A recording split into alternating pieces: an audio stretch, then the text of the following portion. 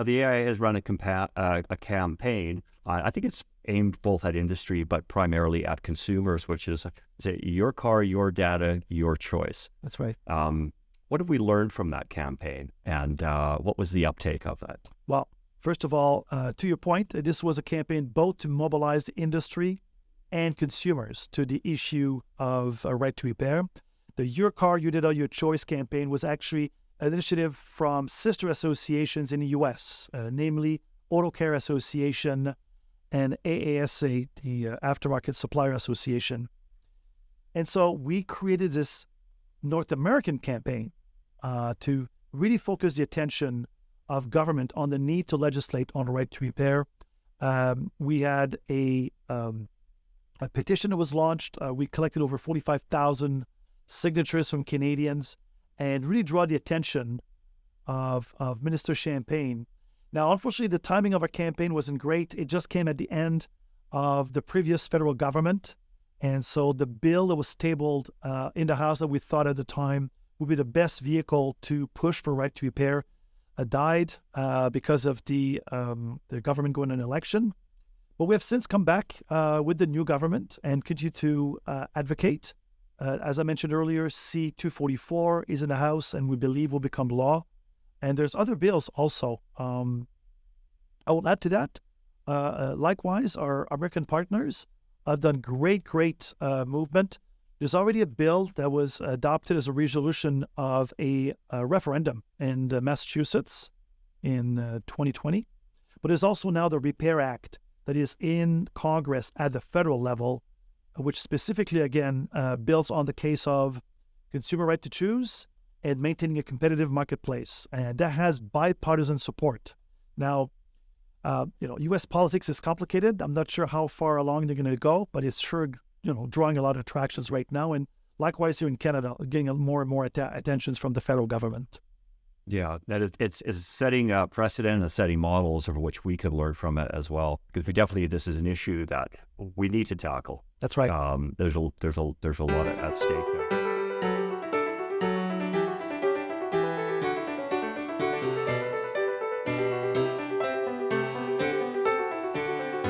Hello, EV friends, and welcome. Joining me on today's podcast is JF Champagne. JF Champagne is a highly effective association leader and technological visionary with a focus on ensuring that organizations thrive in the digital age. He represents the interest of the automotive aftermarket in the role of president of the Automotive Industries Association of Canada. He is an automotive aftermarket representative on the Canadian Automobile Service Information Standard Task Force, the Canadian Automobile Partnership Council, the Automotive Business School of Canada at Georgian College, and the Automotive Service Labour Sector Council in Quebec. Jeff, welcome to the podcast. Hello, Ken. Thank you very much for having me on the podcast. Absolutely. So for our audience who really is not familiar with the Automotive Industries Association, I thought maybe you could talk a little bit about what it is you do and who you represent. And then I'd like to get into one of your main issues, which has been late, and that is the right to repair. And then you can explain a little bit about that and why we should even care about it. Absolutely. Well, first off, the Automotive Industries Association of Canada is the national association that regroups the entire ecosystem of the automotive aftermarket. We've been around for 80 years. I wasn't around 80 years ago, but we've been around 80 years and represents the manufacturers of aftermarket replacement parts, the distribution outlets that provides all of the parts to the automotive aftermarket, the retailers, the frontline retailers, as well as representing people in the collision sector of the aftermarket as well. So we're coast to coast. And as you mentioned, one of the core focus of our associations over the years has been to advocate for right to repair. And as you know, Ken, this is increasingly more of I call it a common topic in everyday conversations for sure. Yeah. So sort of briefly explain what is right to repair and why should consumers and even industry even really care about this? Sure. So essentially, right to repair is the consumer's right to choose where and how they get their car serviced or repaired. Fundamentally is to ensure that you as a consumer have a choice to take your vehicle to the dealership who sold you the vehicle, maybe another dealership who services that brand or other brands of vehicle, or a local aftermarket shop that you have confidence in. And fundamentally, Right to Repair says that whomever you go to get your car service should be able to have access to the parts, the information, the resources, and the training needed so they could effectively, cost-effectively, and safely repair your car. Right. So we mentioned when I was reading out your bio about the cases of the Automotive Services Task Force that you serve on. So explain a little bit about what that is, what its function is, and really some of the problems and challenges now with that model. Sure. I often ask the question when I present in front of audiences is, so do you think that right to repair is legislated? Do you think there is a law that ensures that we have right to repair in Canada? And often people have the misconception that, in fact, it is legislated and by law you're protected and, it's pretty safe. But the reality is not. What we have in Canada for right to repair in the automotive sector is a voluntary agreement called CASES. And that agreement was negotiated back in 2009 between the automakers, or the association representing automakers, and associations representing the aftermarket. And that agreement is what to this day provides a framework to ensure that the automotive aftermarket has access to those tools, those processes, and that training that's needed to fix the cars. But the agreement dates back to 2009, at a time where there was not much conversations about EVs. The cars were not what they are today, and it sure did not take into account the whole aspect of telematics. And that is the technology that enables cars to be like our cell phones, essentially computers on wheels that's always connected to the internet. That's really what the new challenges are, and that's driving the need for the next phase of cases that really looks at a new park of vehicle that's increasingly connected, electric, that we need to be able to service, using the same principle of right to repair, ensuring that consumers continue to have that right to choose. Right. So the AIA position is, or that you're advocating is, we need a legislative solution. The voluntary agreement perhaps worked in its day, but due to technology, it needs to evolve. So of course, right to repair is even more than just automobiles. It involves the farm equipment, your cell phone. It's basically empowering that consumer to choose their provider who's going to repair that their product, because essentially they own the product. What would a legislative solution then look like? So, and I want to go back a bit what you're saying. For sure it extends to consumer goods, and the fundamental premise that if I buy a specific product, being an automobile, something that I use for farming, my washing machine. If you own the equipment, if you own the product, you should be able to get someone to repair the various components, whether or not the original manufacturers are around to provide parts and service to those parts. And as the technology evolves, and it's increasingly more about software and electronics than hardware. Go back again to your good old traditional telephone, your good old automobile with very little electronics, or even farming equipment, which up until a generation ago were basically all mechanical, has now turned into very much more technology and software. And that's the problem, is to ensure we continue to have access in a way that provides all that information. It is now increasingly in the cloud. It's no longer in the vehicle. It's no longer into the farming equipment. It's in the cloud. And so you need legislation that ensures that you have that direct access to the onboard information of that good, being an automobile or a computer or what's not. Right. And continue to be able to do so in a way that provides for that cost-effective, timely, and safe repair. And so I think those are the fundamental. It's create a legislation that ensures a consumer right to choose, forces automakers to make that information available, and has some form of enforcement mechanism that if in fact a manufacturer is not compliant, there's recourse that ensures that absolutely. What you don't get with a voluntary, it voluntarily works if all parties are acting in good faith together. That's correct. Absolutely agree with you. Absolutely agree with you on that. Now, to kick back a little bit, the OEs will say to you, yes, they recognize things have gone into the digital age. It's not like the old days where you could just tamper with something with a screwdriver or a tool. You actually have to go into the computer database. They're claim that they're worried about their proprietary software that could be hijacked, and they need to protect their patents. Absolutely. Respond to that. Well, in fact, this is one of the representation were made by automakers recently around Bill C-244. So you don't know. There's a lot of pieces of legislation already in front of Parliament that are moving in that direction of a legislative right to repair. That particular bill explores specifically the Copyright Act.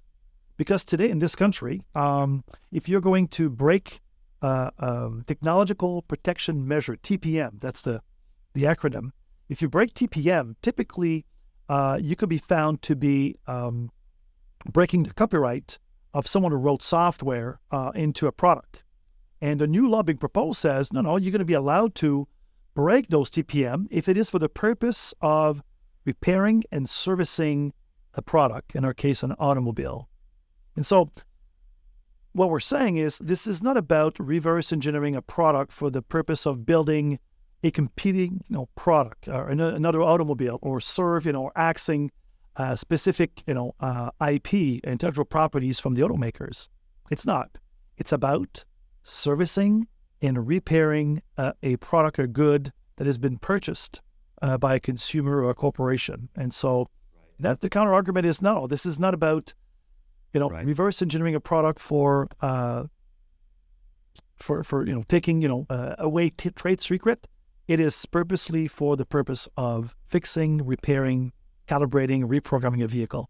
Absolutely. Now, this has real implication for the growth of the EV market. It's just a fact now. The processing power now that it takes just for the EVs, and most of it is controlling in the battery. I think it's something like 3,000 microprocessors in a Tesla compared to what it used to be like 300 or even less 10 years ago. So it's just the nature of the beast now that things have moved online into the software. If EVs are going to grow, it's going to have to include everybody. It can't be just for those exclusive that can have their cars serviced at a dealership. It needs to be inclusive of all of industry and all of people as well. So I think consumers really have to know how important right to repair is to the whole EV growth. Do you want to comment a little bit about that? And what would be your message to government as they're drafting right to repair? So the message is clear that we need to be cautious about, making sure that all these vehicles gets repaired at the place of your choice. And what I mean by that, and as you pointed out, dealerships may have limited capacity. In fact, one of the claims that we often put forward is there isn't enough service bays in the existing dealership networks to service all the vehicles. Well, our first counterpoint is, guess what? Many of the new emerging automakers, EVs, don't use a traditional dealership network model. So even further enhance the need to be able to access, a wider range of service bays. If you want to accelerate the adoption of EVs, and I guess that's the word to government, if you want to accelerate the adoption of EVs, you need to overcome some of these challenges, and one of which is to ensure there's enough service bays to repair these vehicles. But again, these service bays, if they choose to make the investment in training, technologies, tools, should be allowed to access this information that's needed. Not necessarily an automaker is now going to pick and choose the various partners that they're going to dictate how you're going to fix the cars. So it needs to go further than just saying the automakers needs to provide enough service bays. They need to make a ecosystem that provides for a healthy competition, a competitive marketplace where any independent shop making the investment in the right tools and training and equipment is able to repair the cars. And that's the kind of legislation you need if we want to achieve the goals that governments have set for the deployment of EVs. I absolutely agree with you. It really has to hit home that if we're going to achieve a circular economy, especially these EVs, the EVs and the batteries themselves have to be sustainable. They have to have an application for remanufacturing, reuse, and even the dismantling and recycling. So the right to repair extends to all those industries. Yeah. And that's an important case to make, and is, the aftermarket has shown to be very resilient and innovative in creating ways to extend the lifespan of the product we use.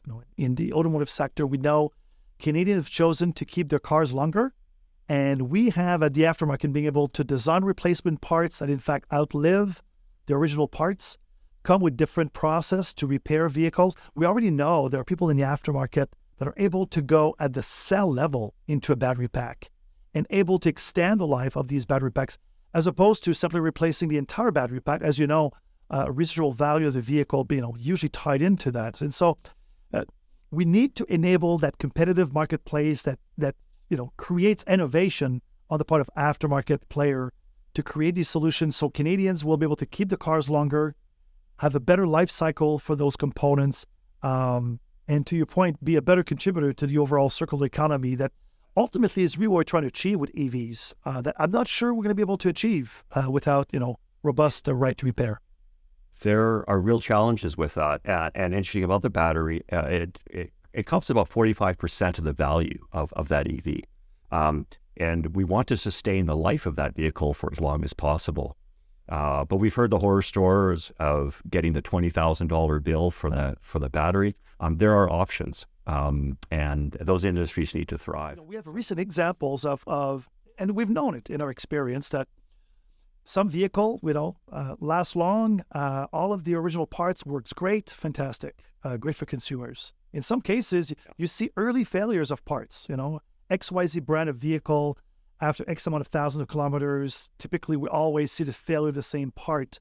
And the aftermarket is playing a critical role to be able to create replacement parts that allows you to keep those vehicles going. And that we need to have this part of the equation for EVs for sure. Absolutely. Now, the AIA has run a campaign. I think it's aimed both at industry, but primarily at consumers, which is your car, your data, your choice. That's right. What have we learned from that campaign, and what was the uptake of that? Well, first of all, to your point, this was a campaign both to mobilize the industry and consumers to the issue of a right to repair. The Your Car, You Did All Your Choice campaign was actually an initiative from sister associations in the U.S., namely Auto Care Association and AASA, the Aftermarket Supplier Association. And so we created this North American campaign to really focus the attention of government on the need to legislate on the right to repair. We had a petition that was launched. We collected over 45,000 signatures from Canadians and really draw the attention of Minister Champagne. Now, unfortunately, the timing of our campaign wasn't great. It just came at the end of the previous federal government. And so the bill that was tabled in the House that we thought at the time would be the best vehicle to push for right to repair died because of the government going to an election. But we have since come back with the new government and continue to advocate. As I mentioned earlier, C-244 is in the House and we believe will become law. And there's other bills also. I will add to that. Likewise, our American partners have done great movement. There's already a bill that was adopted as a resolution of a referendum in Massachusetts in 2020. But there's also now the Repair Act that is in Congress at the federal level, which specifically, again, builds on the case of consumer right to choose and maintaining a competitive marketplace. And that has bipartisan support. Now, U.S. politics is complicated. I'm not sure how far along they're going to go, but it's sure, drawing a lot of attractions right now. And likewise here in Canada, getting more and more attentions from the federal government. Yeah, that it's setting a precedent and setting models of which we could learn from it as well. Because this is an issue that we need to tackle. That's right. There's a lot at stake there. I want to turn a little bit to the training. The AIA has been involved with I think you're involved with iCar, but you've also taken on some EV training with some of the tech colleges. That's right. Can you explain a little bit about what you've done in that? Sure. We have been, as you pointed out, the exclusive distributor of iCar training in the Canadian marketplace. I'm going to say 12 years now. Don't quote me, but about 12 years. And we've seen the rapid growth of that training for the upskilling of technicians in the collision sector. The car is rapidly changing, and obviously more so on the collision sector. We repair brand new vehicle, as we know. Aftermarket mechanical and maintenance repair typically lag a little behind because we typically don't fix many cars that are still under warranty. But iCar has been, fast growth, and we'll continue to partner with iCar USA to deliver this program. And we've also led all of the translation of that content for the French-speaking community in Quebec.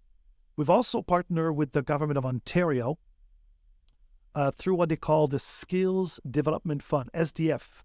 The Ontario government has been very focused on bringing the skills to Ontarians to really tackle the technologies of tomorrow, and training for EVs is a natural fit. And so we're just finishing up one project with the government of Ontario in partnership with St. Lawrence College in Cornwall, Ontario. And we're working with the government now. There's another round of funding with SDF. We hope to be able to secure additional funding to continue to expand that EV training to other colleges as well. Right. Now, is this EV training just for the collision sector, or is it also for the mechanical repair? Actually, it's for mechanical repair. Mechanical repair and maintenance. Yes, it's not aimed towards collision. It's specifically for mechanical repair.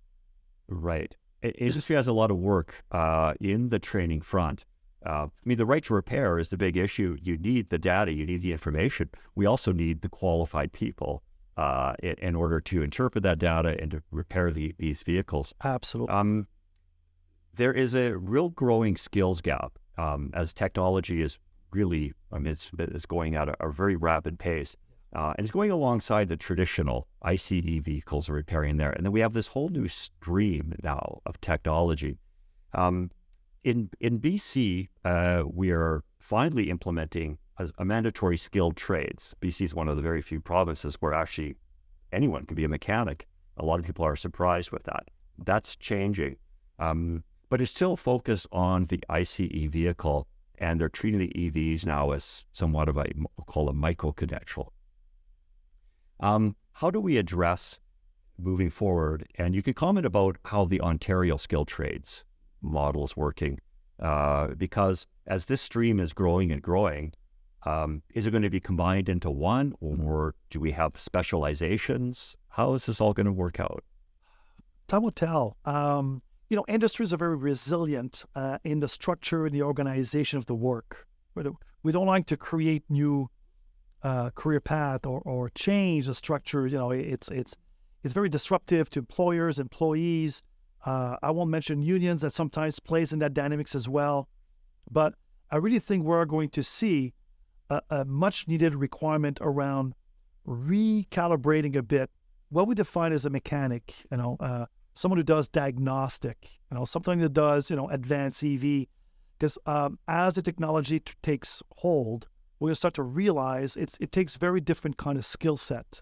And maybe, in fact, someone that always sits behind a computer that is as important to the process of repair than someone who's physically, touching the EV, will have very different requirements. And I think one role will become as important as the other.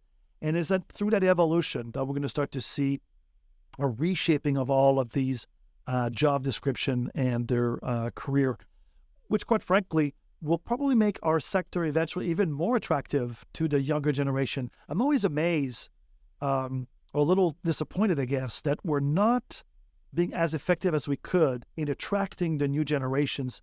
Because I think about computers, I think about technology. We're the fastest, growing in terms of impact of technology. About construction trade or plumbing or electrician, I don't know if that there's that much evolution we see in our own sector, yet we still to be perceived a bit as an old kind of, greasy type of work where, increasingly it's not. So there's going to be a reshaping of these jobs for sure.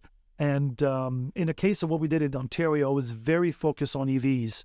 Mm-hmm. And so I think it's an evolution of that that's going to lead to something different than what we see today. It is. We really need to also redefine what it means to be qualified.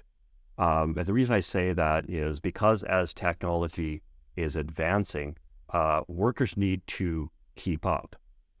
So in the BC model, they're basically working towards a model where you get your certification, you're good for life.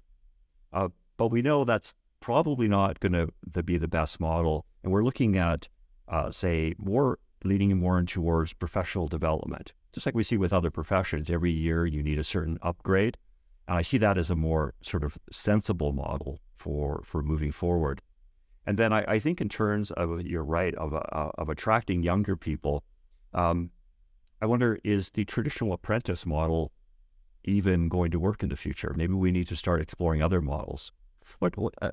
If you know much about the Ontario model, how does that basically work? Right. How is it currently structured? So, if you think about, you mentioned apprenticeship. And if you think, European countries, I've had, I think, a better success in building an apprenticeship system that's attractive to student, is attractive to parents, is attractive to guidance counselor.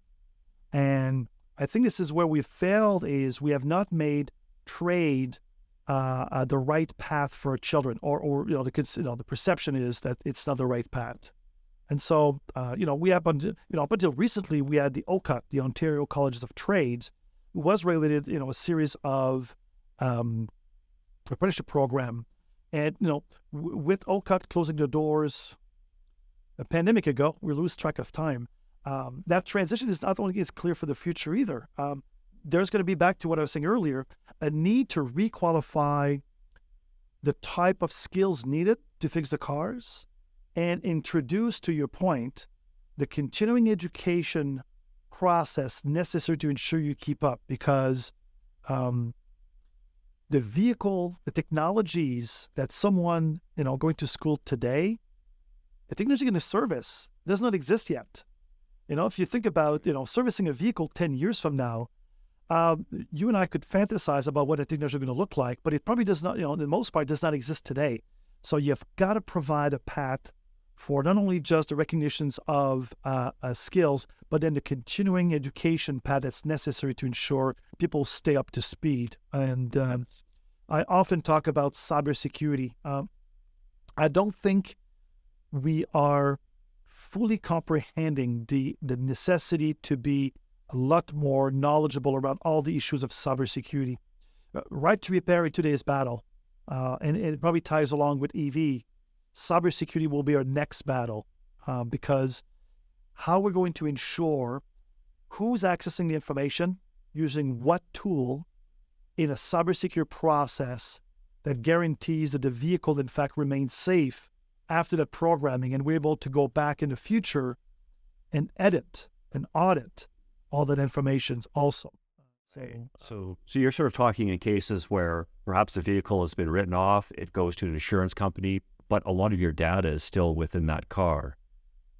That's one example, but there's going to be even more example of, putting flash of new firmware, making some new calibrations in the system, ensuring that the right information is entered, and keeping an audit trail of that. As their vehicle becomes increasingly more autonomous, our capacity to save lives on roads will depend on those systems that are going to be built into those cars. And if we can guarantee the safety of these systems, I don't let anyone want to get into a car that is going to autonomously drive me from point A to point B. I've heard some wild theories, and maybe they're not so wild, maybe they're really possible, about actually people being able to hack into vehicles now. There's been demonstrations. Yeah, there's been real life demonstration. There's a large community that connects all of the automakers to share common threats.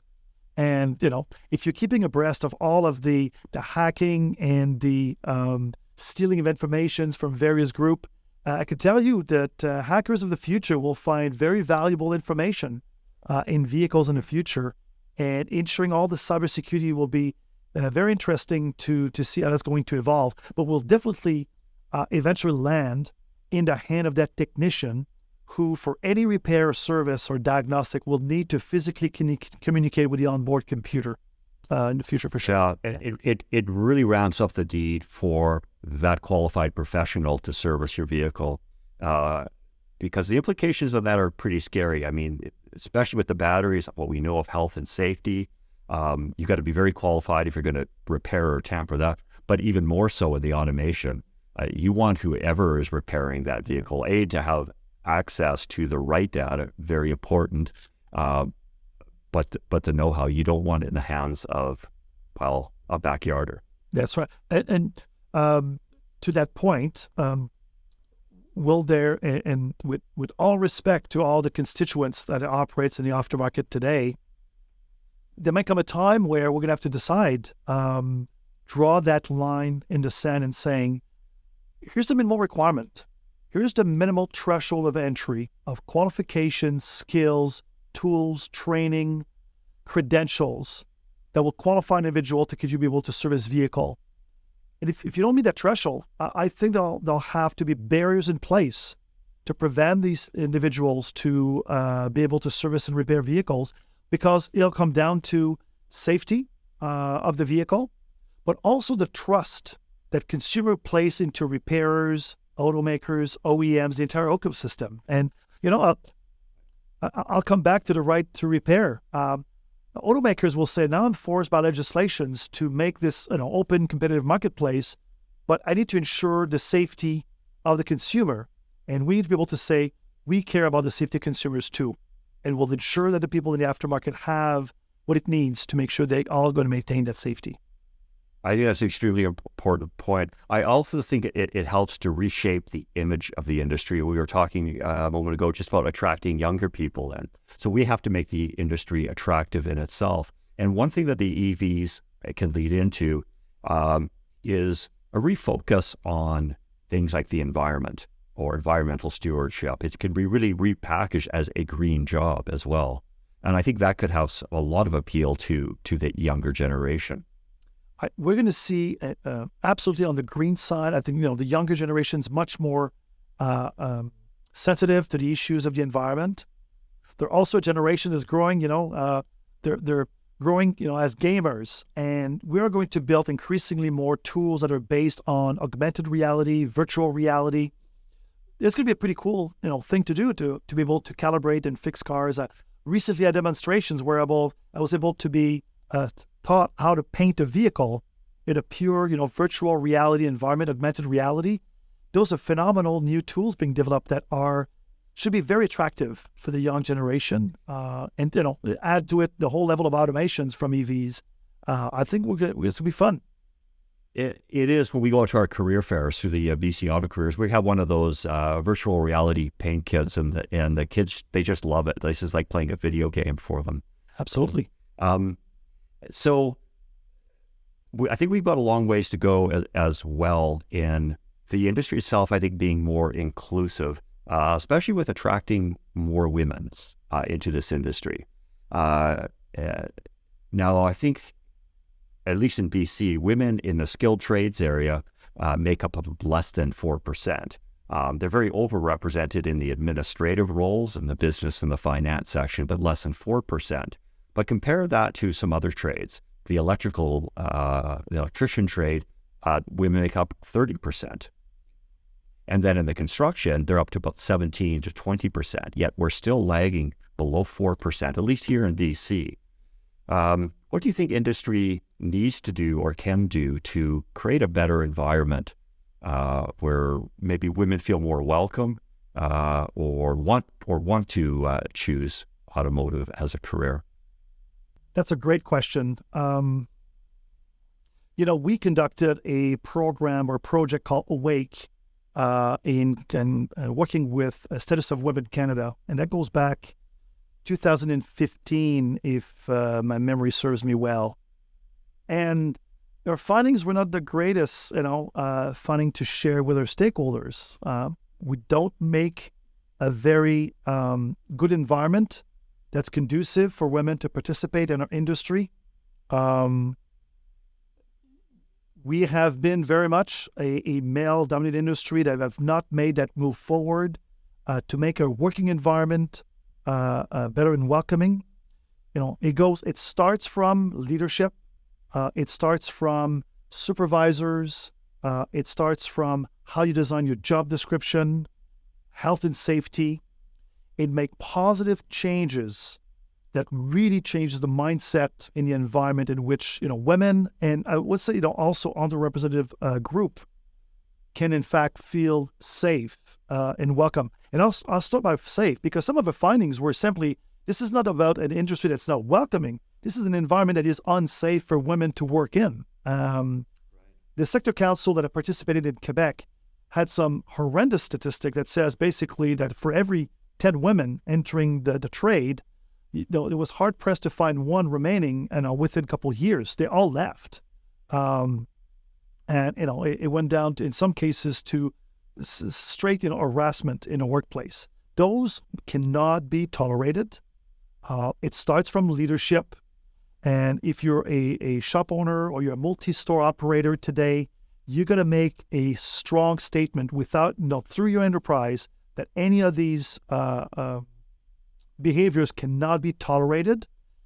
And guess what? I know we're in shortage of labor today, but if your best tech, who's been with you with 20 years, makes it a toxic environment for women to participate in your shop, you're going to have a tough decision, but the right decision to make is to let go of that individual.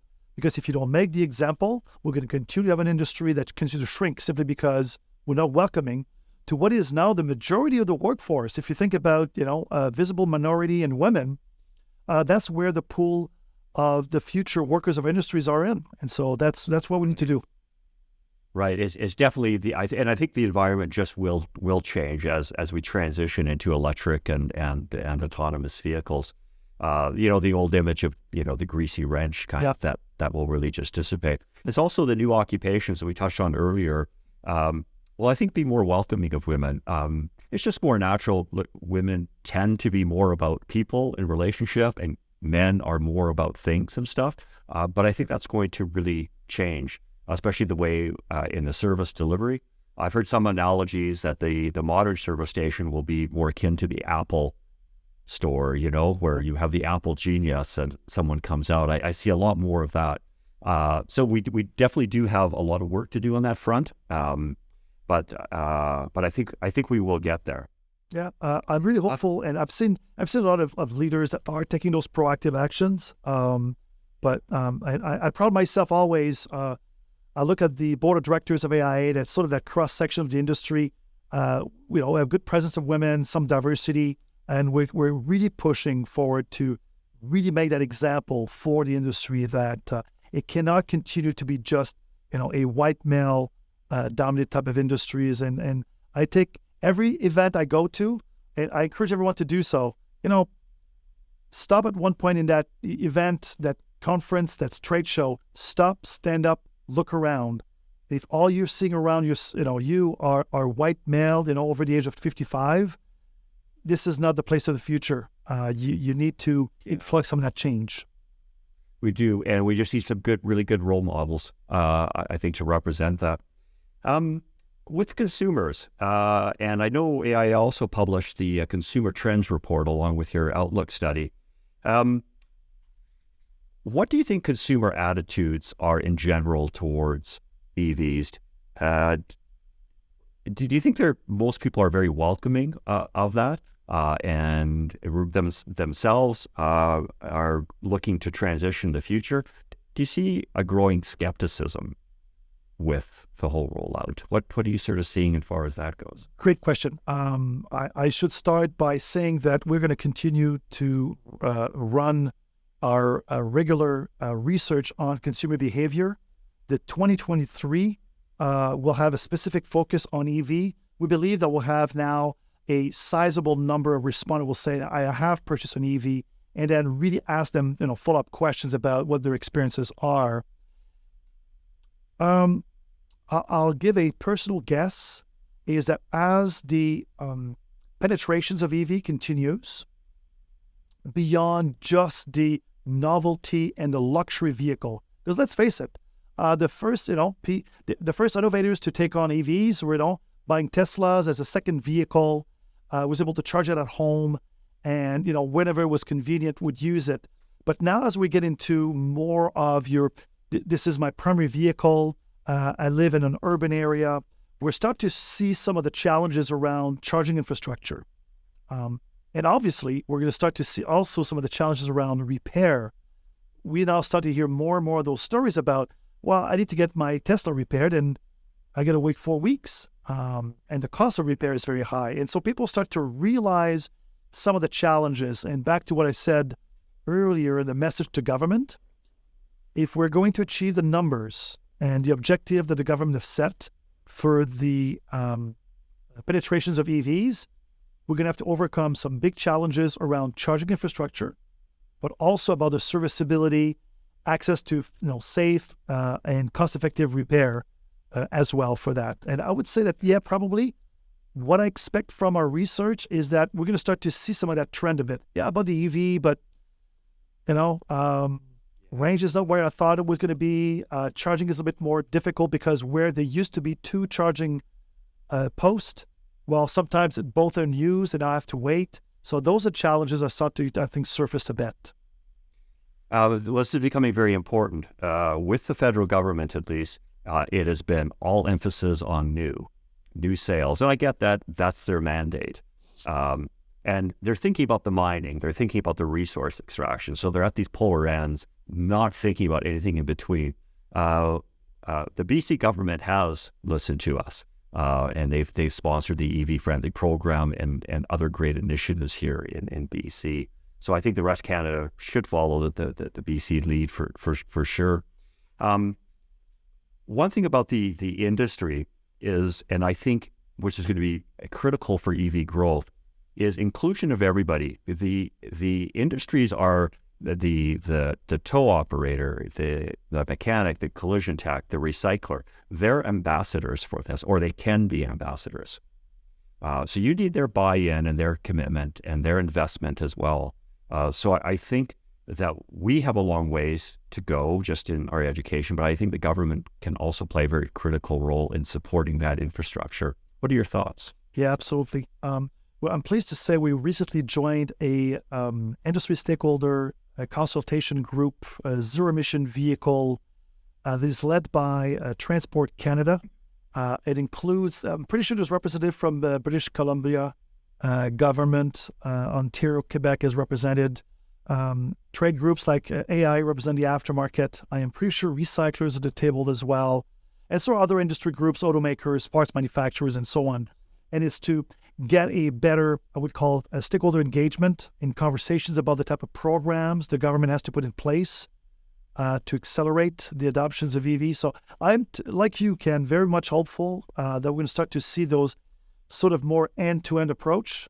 Minister Champagne, by the way, I'm not related to Minister Champagne, unfortunately, but we found out that both and I have a bit of the same accent, and we're both born in the same year, but it pretty much stops there. But Minister Champagne always says, it's mining to recycling that we need to have an approach in Canada. Lots of focus on mining right now, and I get that Canada wants to be a place where automakers wants to come and build manufacturing plan, and this is all important.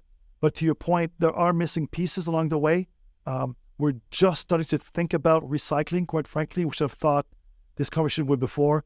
And the right to repair is something that we work on every day in terms of the servicing and the diagnostic and the repair of vehicles. So hopeful, but lots of work to do. Yeah. So some final thoughts here. How prepared do you think really government is for meeting the targets, not only at 2035, but just the net zero targets by 2050? And if you had one little bit of advice that you could give the federal government or even the Ontario provincial government, what would that be? It's very simple. If you want to hit your target, you want to make sure that consumers will be able to repair their EVs in a cost-effective fashion, timely, at the nearby, repair shop that's convenient at the right price. And if you don't have legislation in place to protect the consumer right to choose and maintain a competitive marketplace, this will not happen. And so you need right to repair legislation. Yeah. So anyone listening to this podcast, whether they be industry or consumers, where can they get more information about the right to repair if this has piqued their interest? Sure. Where can they? Right2repair.ca, all one word, right2repair.ca is a website that we host. You could register for a newsletter, get more information, and get informed about what we're doing at AIA for ensuring consumer right to choose. Absolutely. And it is about being informed, and it's an important issue that I think everyone needs to take heed with it. So we are going to be seeing you on Thursday at the EV Roundtable. That's what. Looking forward to that. Looking forward to see you as well in person, Ken. And again, thank you very much for the invitation to join you today. Absolutely. Well, thank you for being on the podcast. Thank you. If you've enjoyed this episode, be sure to like and share, add a comment, and subscribe to our channel. You can also follow us on Facebook, Instagram, and LinkedIn. If you don't have time to watch a full video podcast, check out EVfriendly on the go, available on Apple, Google, Spotify, or wherever you download your podcasts. Thank you.